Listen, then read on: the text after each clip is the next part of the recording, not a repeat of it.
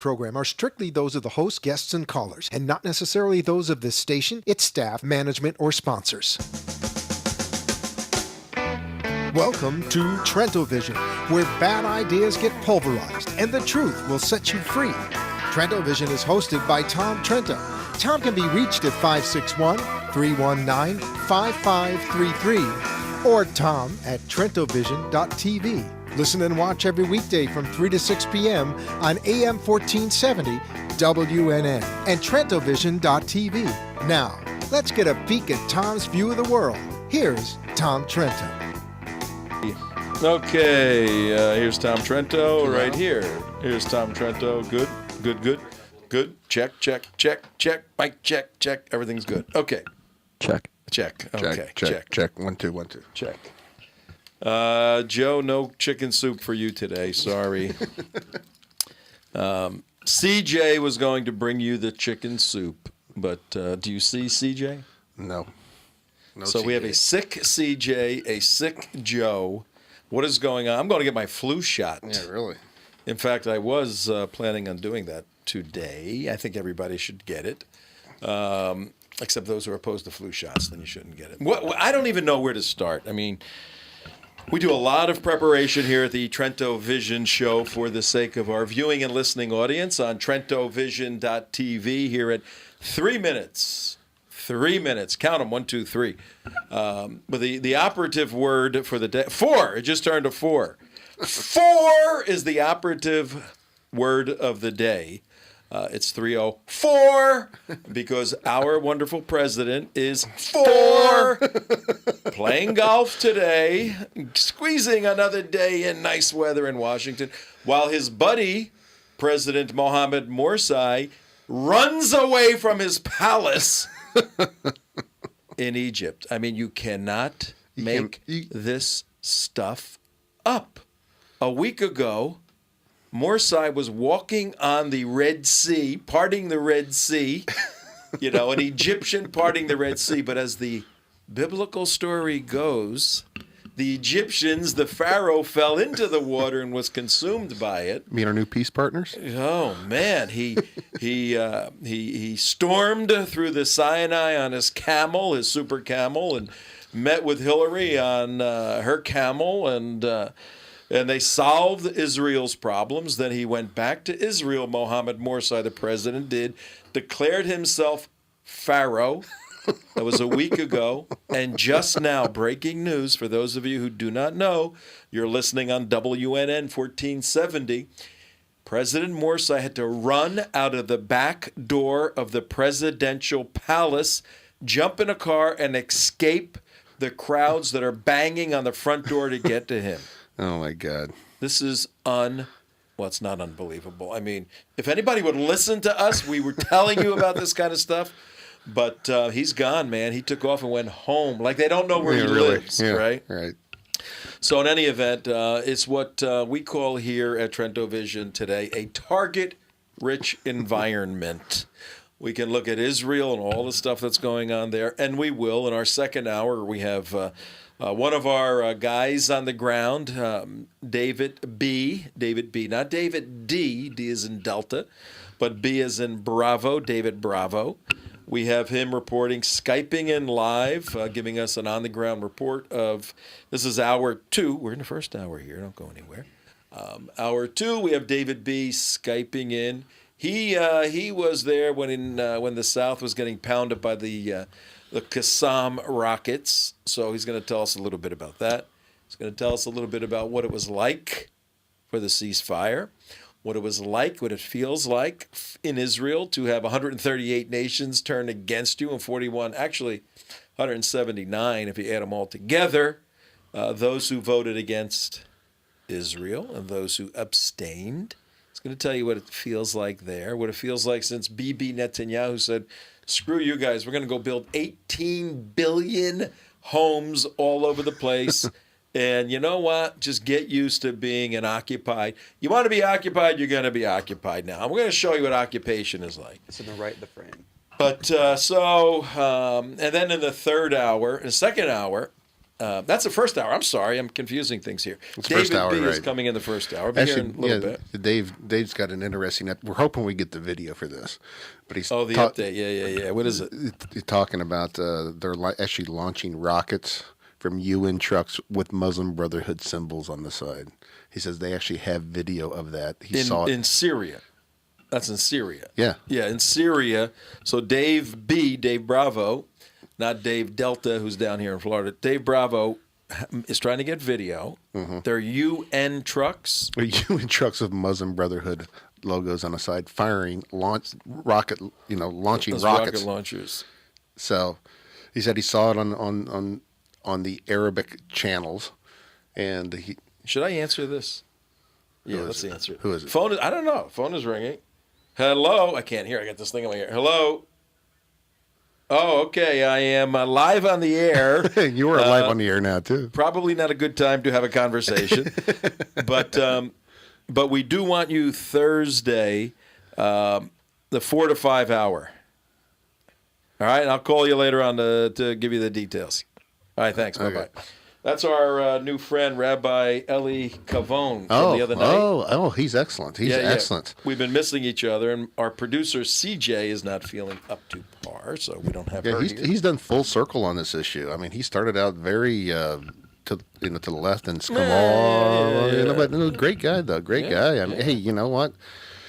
We all did in our own way come from one perspective from this to the other perspective. He's a rabbi. We went to Beth Ami the other night to watch a presentation by him and Joe Sabag on the UN's decision, and he stated in his speech there that he used to be a firm believer in the two-state solution. Right. He was a firm believer in pulling 9,000 Jewish people out of the little town we saw, Gush Katif, right. and give the land to the Arabs for peace. And that was 2005. 6 years later, he said, "Ain't working. I'm changing my mind." No, he actually. I thought sometimes it takes you a lot more courage to say I was wrong and now I'm right. And he actually came out and said he it was in wrong. front of the whole congregation. He goes, "I used to believe that. I used to believe it this way, this way, this way. I was wrong. Now I believe this way." Because of the information. I mean, he took the emotional aspect out of it and did it logically. Absolutely. And we'll get all of that on Thursday. And I want him to come in on Thursday because I want to use part of Thursday to explain in detail the holiday that's coming up for Jewish people, Hanukkah, which is starting Saturday night, Sunday, the first day of Hanukkah. It is, as a Christian, it is a fascinating historic event in the life of it's Israel, the fascinating, right. Hebrew people. But I think it has exceptional application in terms of this family, the Maccabees, exceptional application for the kind of quality individual needed today in the United States of America to prevail against this administration. So, I want to get into some of that on Thursday, and then we'll have him tell his story, his pilgrimage. It's a little bit different than black liberation theology, is it Yeah, not? a Dave? little bit. And so that's Rabbi Eli Kavon. He will be here Thursday. Today's Tuesday, 2 more days. Beth Ami Synagogue in Boca Raton. Right. Great guy, really good No, guy. he is a great guy, excellent guy. Let's see what else we got going on. So we got David B. in just a little bit, David Bravo coming out of Israel. Then I'm looking at our deal here. And then in the second hour, we went to the insane asylum over in Sarasota, and they're letting out Dr. Rich Swire for the afternoon. Again? And they're letting him out. They're letting that guy out. And he will be Skyping in. And he posted a fascinating article the other day on .com. He's Watchdog Swire, working for Watchdog Wire. He posted a great article about this administration, President Obama's focused intent, commander-in-chief efforts to where we got Al Qaeda on the run. We're destroying Al Qaeda. We're killing their command and control. We're taking them out. And then on the other hand, he's helping collaborate with and build up the Muslim Brotherhood. It is a schizophrenic national security policy in the Oval Office articulated by the commander-in-chief. they're two two apples, two oranges from the same tree, and he's going against one and he's supporting the other. It's going to be interesting to see what Rich thinks about Morsi blowing out of Dodge, and the brothers are going to have to fight back. Yes, they do. They do. I mean, if they give up right now, who the hell's going to take over Egypt? Exactly. Wow. I know. Okay, so we got And Rich. also, Doc, he alerted us to a milestone figure with all this peace process going on with the Muslim world. The number 20,032.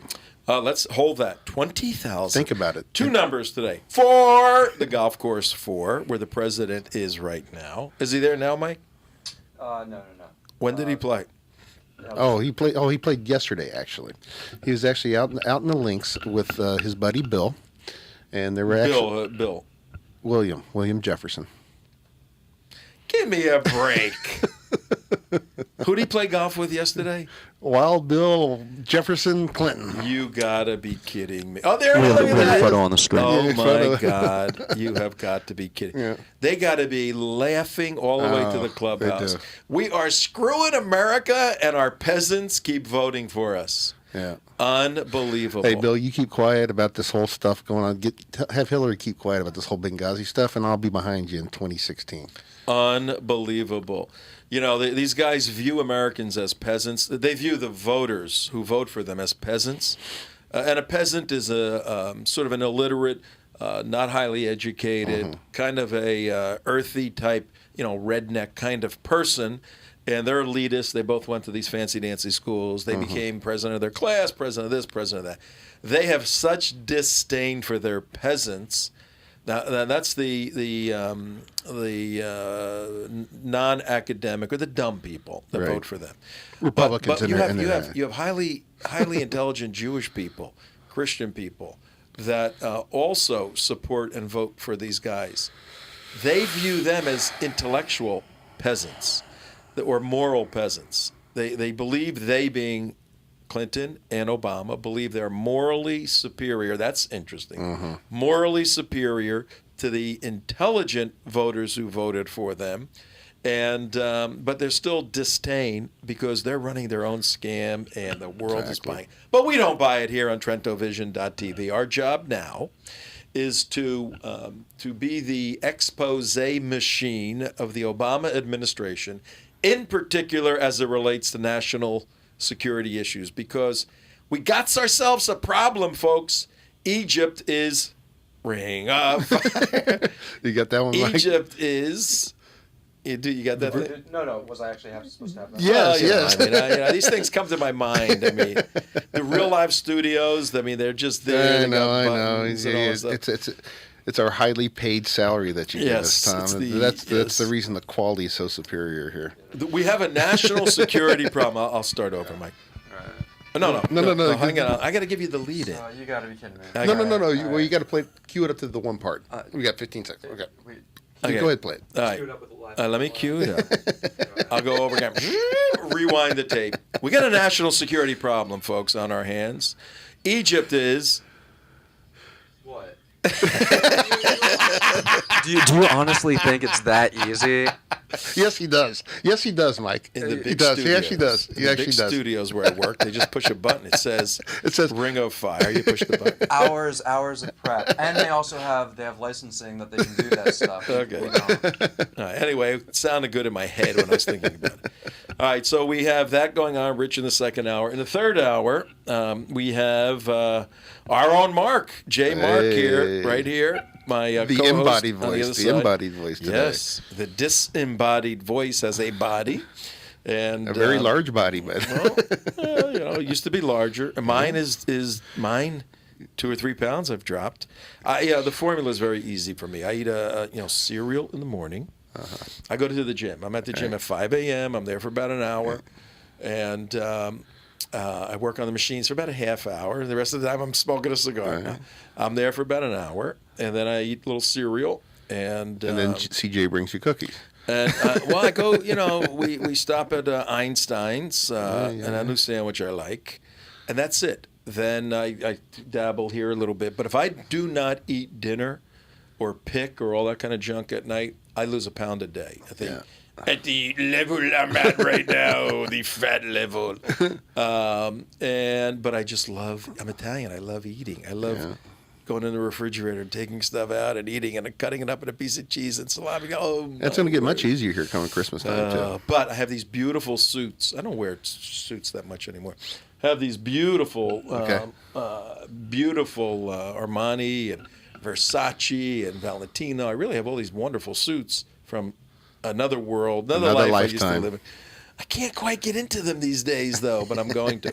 But right now, we got a very important announcement to make. Hey, Bob, are you on the line with us?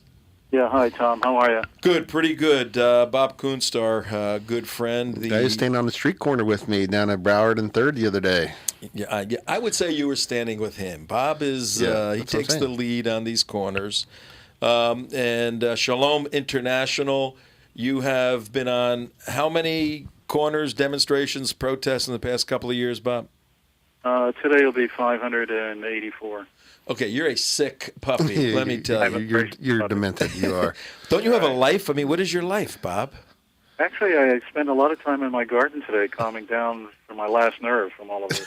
I don't know if you heard the intro, and we're going to get into it later, but Mohammed Morsi had to evacuate the presidential palace, run out the back door, jump in a car, and escape the throngs of Egyptian Muslims. I actually have the photo of him leaving. Oh, do you really? That's pretty good. Look at that. For the viewers, you can see Mohammed Morsi. Looks a lot like Steve Martin doing the Pharaoh dance. But, Bob, did you hear that Morsi had... No, I haven't. That's amazing. In other words, he's out of power? They threw him out, or he just escaped not for so far. temporary? Yeah. No, what happened is the throngs that are in Tahrir Square Right. gravitated over to the presidential palace and started banging on the door, telling him to leave, leave, leave. And the police were firing tear gas, and there were clashes, and it was deemed an unsafe situation. So the security took him out the back door of the palace and supposedly to his home. But he didn't go to his home, I'm sure. What do you think about that? I mean, it's breaking news. It's happening. I think that's fantastic. The fact that the Egyptians are not putting up with the crap, I think, is at least the grassroots community. That's very enlightening. The fact that we're on that scale, I'm very happy to hear that.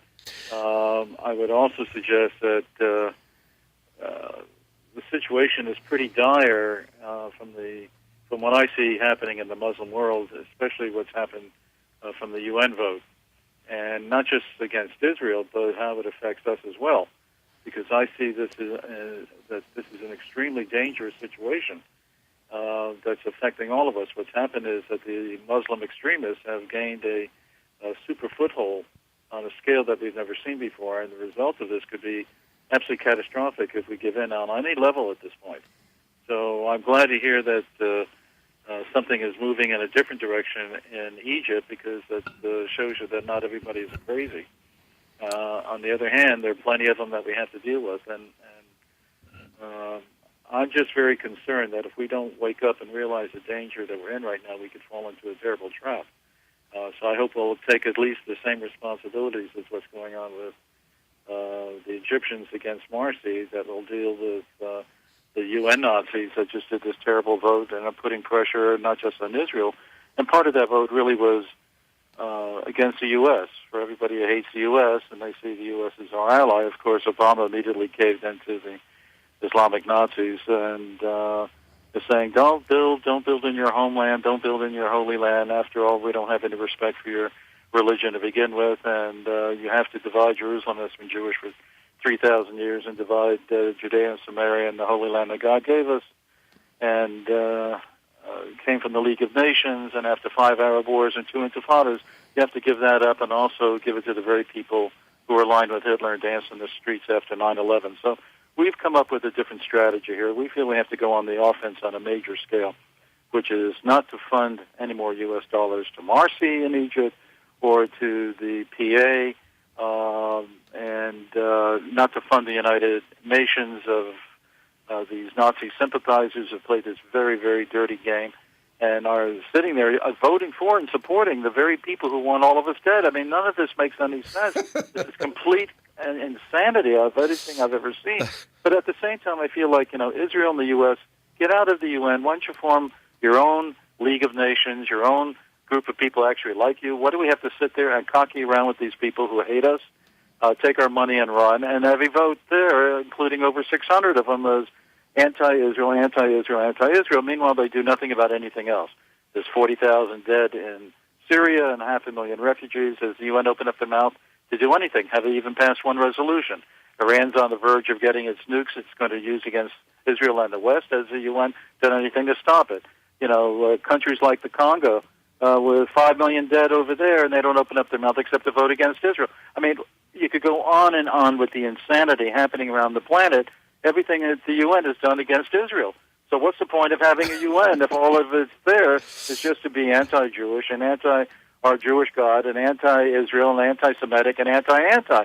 And at the same time, throw in the same gang that's anti-U.S. because the very people screaming death to Israel are screaming death to America. It's So unbelievable. we have to wake up and go on the offense, all of us, to move on a different scale. And I, honest to God, believe this may be the vehicle which, unfortunately, was ignored by the Republican Party and the candidate not to deal with foreign policy, so allowed Obama to get a foothold again with all the social issues and the dirty campaign that he ran, but not fighting back. And I see this once again with the Republican Party, not fighting back. This may be the answer. Let's get the UN out of the U.S.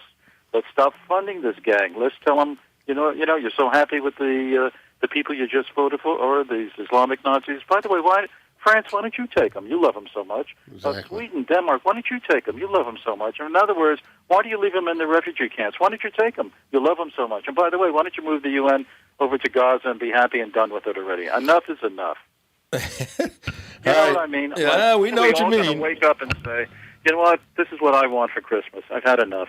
Well, All right, now what are you doing today, Bob? What's going Well, on? we're going to have our rally again. Once again, check out where the public is at with everything.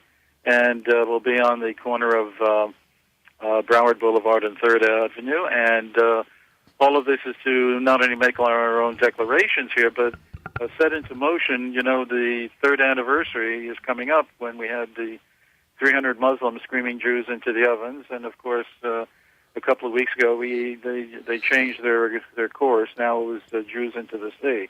I don't know, is this moderation or the fact that it just changed strategy? Actually, Bob, I'm glad you called. I just noticed that we posted that video, Right. after that, but we never made it public, Tom.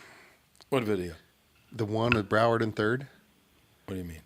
it was unlisted. It's been unlisted. Yeah, I was looking for it also because I wanted to send it you're out. kidding. It's been unlisted. I've Why had would it it be up unlisted? Why would it be because unlisted? you never made it public after I sent it to you. It was I didn't put it anywhere. I know I put it up on up on the thing. I thought you were going to send it out. On what thing? Never mind. No, it's All right. Well, But let's do it's something not- with it. but- But we but can it's- still do it. It's not a problem. It's My pro- it's concern pro- here is that everybody has to wake up and realize that every week when we're out there on 3rd and Broward at the Federal Building, we're making a statement, which is, A, we're not afraid, we're not intimidated, we're not going to buy into all this crap, we're fighting back.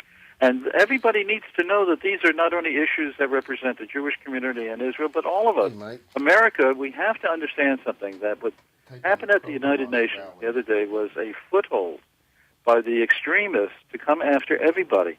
And we're not sitting here by ourselves. What I'm trying to suggest is we're in deep trouble here. And if we don't wake up and realize what has happened and learn how to fight back on this whole thing, we're going to be sitting in major crisis, even much worse than we're at right now. The frenzy has already begun. They are tasting blood. They're going after Yep. everything. It's a And if you manifest compromise destiny. on any level, you're going to be doomed. That's the issue. All right, Bob, thank you. We only had a couple of minutes to get you in, but Broward Boulevard and 3rd, what time does it start today, the rally? 5 o'clock. Thank you very much. I keep forgetting.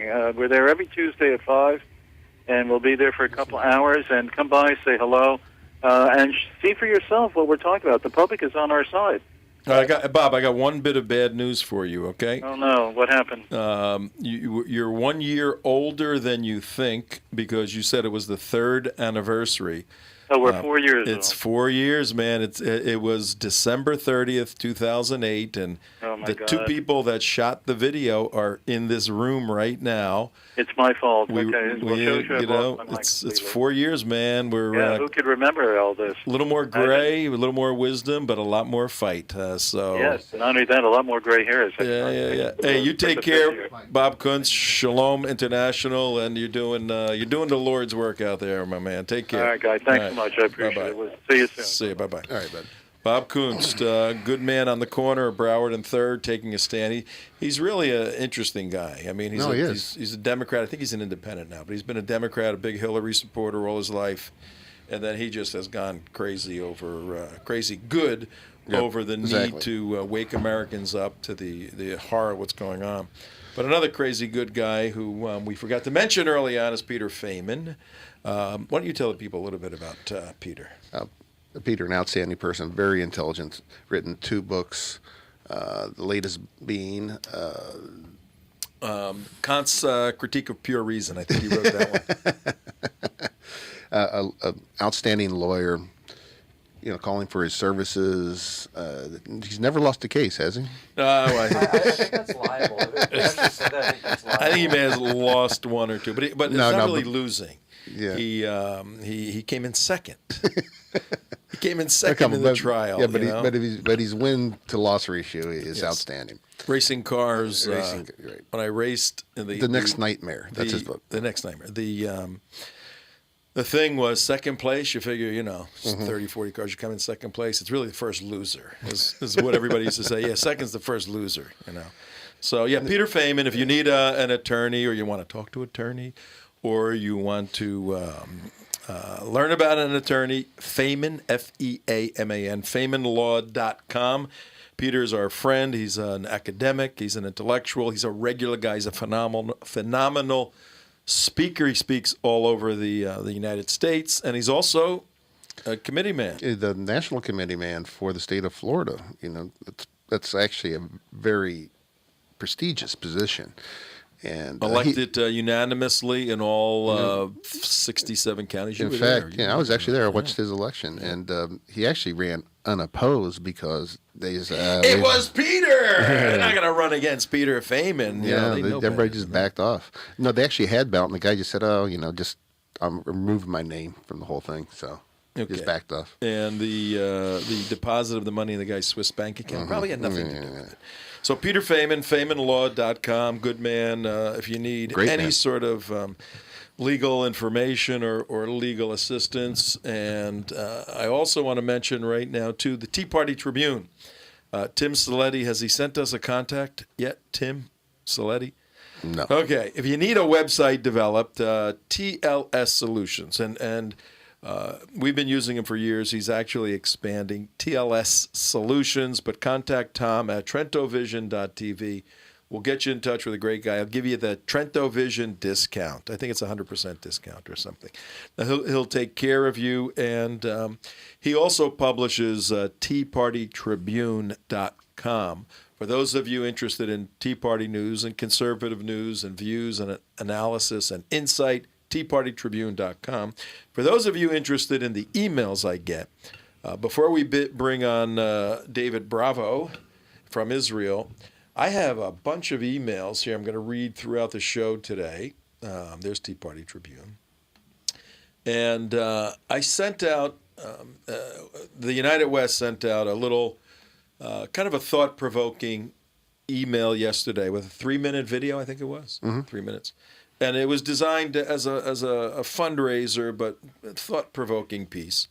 And essentially, I mentioned in the piece that in my 30 years, actually more than 30 years of activism, trying to impact public policy through impacting public opinion, that's activism.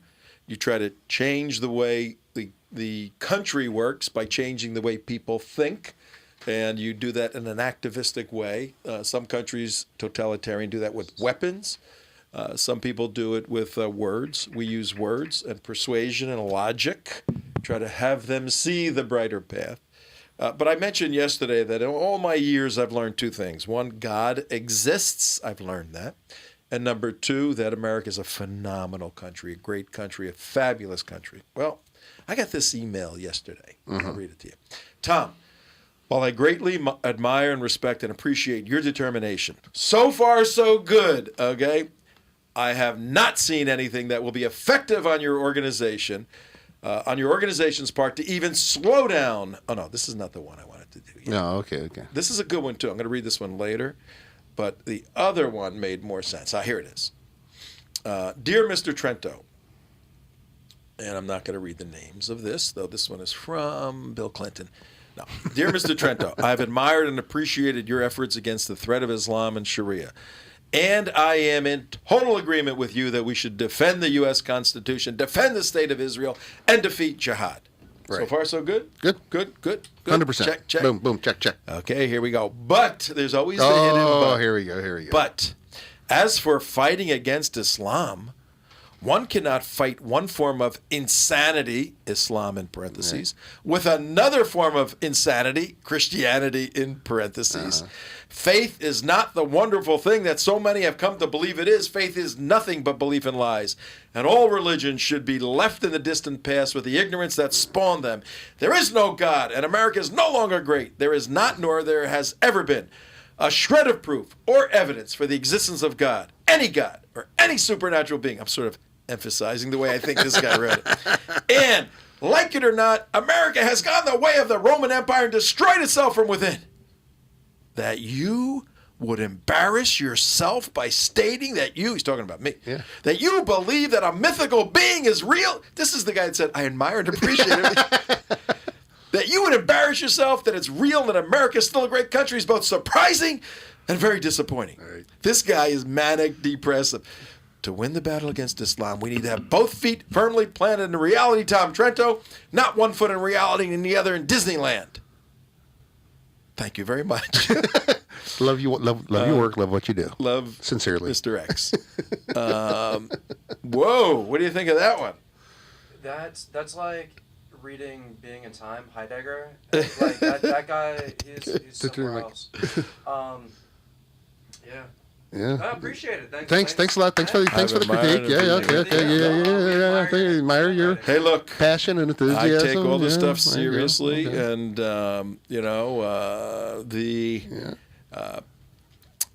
this is some. I can't do this now because we have other stuff to do. But to go through this in detail and to provide reasons for Mr. X, you know what's funny about this? What? It's the name. The name is the name of a good friend of mine. Right. So when I first saw it come in, I said, Oh. I haven't heard from this person in a while. Open it up, and I go, this ain't the same person. But you know who you are if you're watching right now. We thank you for the letter. And we have a little disagreement on, we don't have a disagreement on the insanity of Islam as a logical system. We have critiqued that, and there's failures in terms of the logical consistency, the factual representation, the archaeological evidence. All of that is a critique of a system. That's what you do in America. You critique systems. And I believe the system Christianity makes much more sense than the system Islam, not only on a factual basis, but on an existential basis in terms of what's called existential viability, what these systems do in your life to create the person you are. And one of the proofs of that is go look at the totality of the impact of Islam worldwide. Go look at it right now. I mean, where is there a stable, loving, kind, consistent format of Islam being implemented anywhere in the face of the earth? And also go look at the 1001 inventions by Islam. And I'm not speaking necessarily to a human being called a Muslim. As a Christian, I choose to love all people, and I'm obligated to love all people. But like anything else, if I believe I'm right, which I do, otherwise I wouldn't do this stuff. If I saw an individual walking toward a gigantic hole in the ground and they were going to be, they didn't see it, they're going to fall in the hole and get hurt. Right. I have a moral obligation to warn them. I see that with Islam. And my background, I'm a Christian theologian. I know a little bit about this stuff. And I've studied Islam extensively and Christianity extensively. And not just studied it. I've been doing this for 30-something years. I've debated, you name the person, anywhere, any place, any of these things. And debating is a little tricky because you can be a good tactician and not have the truth, but if you put both together, it's very effective. I have an obligation to warn people if I believe they're walking in the wrong direction. I believe Muslims who are following particularly the Sharia-compliant component of Islam going the wrong way. And, I know you get mad at me and all of that, and part of the problem is there's a petitio principi in Islam. Petitio principi. Learn that, Mike. Petitio principi. It's Latin for begging the question. There's a begging the question issue in Islam. You are not allowed in Islam to critically question whether or not Islam is true. You beg the question. Is it true? I'm not allowed to because it's de facto given by God. And therefore it has to be the truth. And then I've stood before Muslims on college campuses and said, folks, you have spent your life earning a career in engineering and become an analyst, a logical analyst. Apply that to Islam. Oh, no, we can't. It's true. There is no That's the cogito problem. ergo sum with Islam, therefore, because if you think you've lost your rational relationship with your personal God, because it's in Christianity and in Judaism it's about the individual relationship with God and the individual relationship that you have with that deity.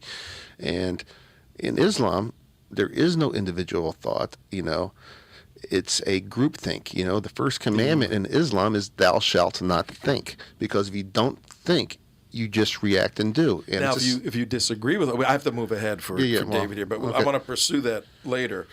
If you think we're nuts, you can give us a call, but we're not going to talk to you right now. We're going to switch back to David B., but 888-565-1470. We're going back to Israel. We'll get back to this in the second hour. David B., we're running a little late. Sorry you had to wait a little bit, but hi, David. Can you hear me? Can you hear me now? It's great to be here, and thank there you you for are. inviting me onto the United West, reporting from the south of Israel. Excellent. So how are you? Good. For the record, when the United West went to Israel in February, the three of us here and then 7 others, we had the great fortune to meet and spend an evening with David B., developed a friendship there, stayed in touch.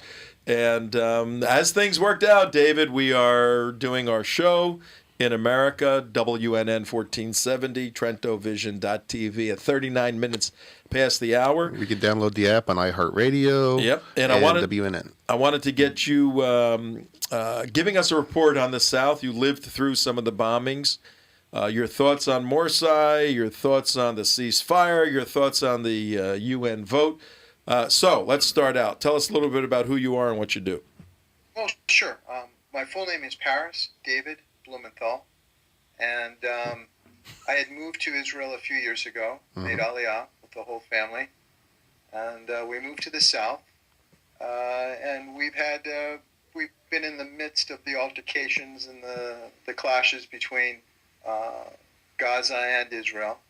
I've had experience living in Morocco for a period of time with my wife and kids of going through bombings. I had to go through 12 bombers in order to get my father-in-law out of the synagogue on the Sabbath.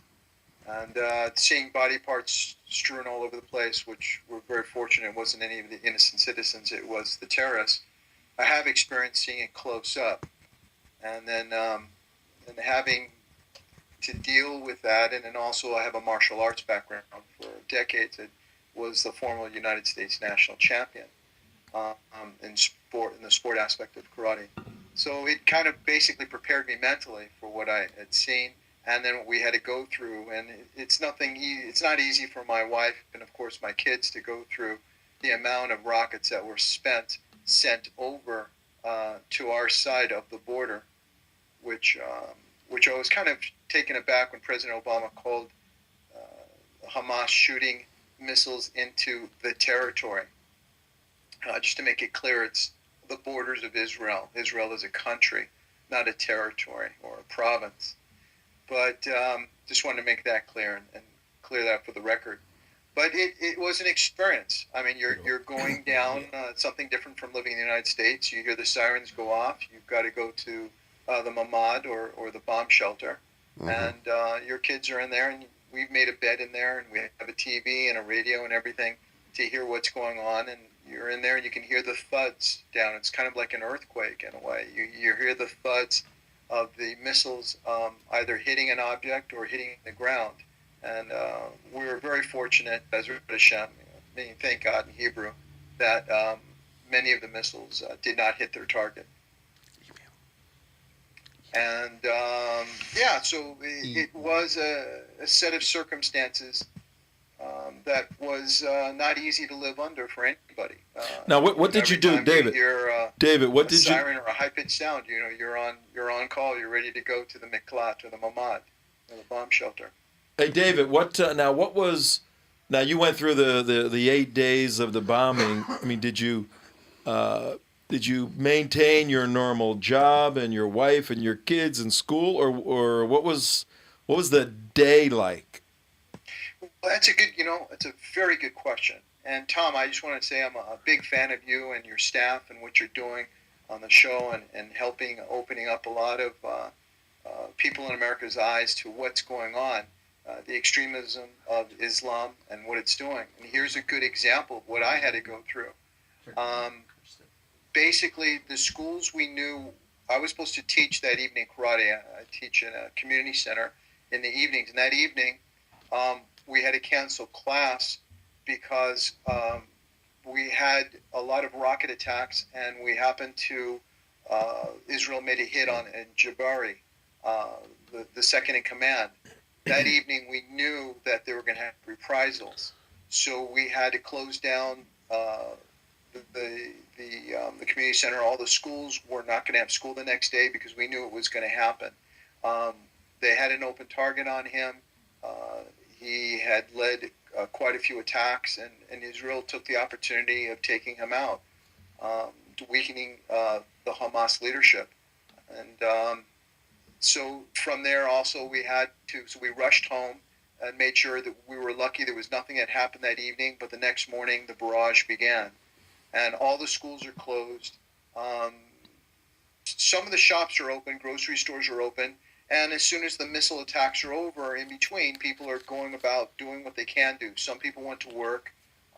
They're very savvy here in Israel. I don't know if, I'm sure Americans under pressure and maybe some of the Europeans, but the Israelis really bounce back quickly.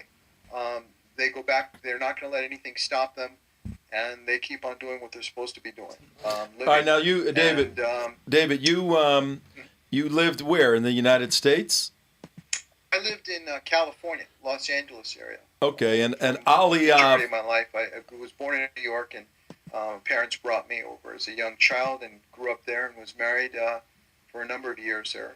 And then we just felt that things were changing, and being my Jewish faith and looking at a lot of other priorities and goals I had in my life, I felt for my family and for my children, the future would be for myself moving with them to Israel. The timing was right, and especially with the new president coming in, it was just a bizarre set of circumstances for me personally. Representing the United States, winning for the United States gold medals. I was very fortunate to do that. But to have what was going on, it didn't seem real. It was surrealistic. It just didn't make sense. Having a president who didn't have a major background, nobody knew where he came from, his birth certificate, the whole thing. I'm not a birther or anything else like that. But I have a right to question if you're going to vote. And then the way the voting process was, people in front of me, when I went to go vote in the Los Angeles area, kids who had no business even voting, would never wake up to vote, were suddenly in line, and there were no identifications needed. And I basically complained to the authorities there as well as the police and said that they weren't taking any IDs. When I came home, I told my wife this. My wife was appalled. She goes, "Are you sure?" I said, "Yes." They said no IDs were required. And I just felt that the whole election was rigged back in 2008, as I seriously do now. 59 precincts in Pennsylvania, as an example, were 100% for Obama, nothing for Romney. I mean, I just felt that it was appalling and blatant manipulation of the voting process in America. America had changed for me, and it was a shock, and I made the adjustment to it. I felt that the future for my personal, for our family, was to move to Israel, as I mentioned before. Now, that was a couple of years ago, you said, right? Yes. Mm-hmm. How, what do you think? Was it a good decision? Absolutely. I have no regrets. There are adjustments. Language where I live, it's pure Israel in the south, meaning that there are very few. I think maybe out of a handful of Americans. My wife is born in Casablanca, Morocco, of the Jewish faith, and there are a lot of Moroccans here, so I thought it'd be easier for her to adapt. My children spoke a little bit of Hebrew, nothing at all, and they had to work it out taking Ulpan classes. Ulpan means like studio, or an English studio, and they took Ulpan within the school, and now they speak fluent Hebrew. They write Hebrew, and I'm very proud of that. Both my daughter and my son are very proficient, and they're also proficient in French and English. So It's amazing. Yeah. I'm very pleased to see the future of my offspring moving on to bigger and better things than I have had. Well, I got a question Yeah, for so you. we'll see. That's the mic over there. I got a question Can't for hear you. this, I don't think. Yeah, Sure. you can. You can hear me. Yeah. Can you hear us like now? Yeah. Yes, Okay. Got a question for you. sure. We went over and visited Israel. I mean, I'm being a non-Israeli, non-Jew, never had a desire really to go over there, but I did for the security apparatus. I really wanted to go there. And, I had discussed it with my wife where I should go. I'm worried about, is Israel going to launch a bomb? Are we going to get, because we're going to this, actually, we were going to some pretty bad places. We were going to, the Gaza border. We're going to Hamas border. We were, standing on the, next to the wall and everything. And the checkpoints and everything. And, it was a big decision just for us to do that. And now that it's, stuff is blowing up over there and Egypt, going the wrong direction, and Iran's bomb making abilities not being curtailed. Why would any sane person want to go to Israel? That's what a lot of Gentiles are thinking. Why would you want to go to Israel right now? Why? Why?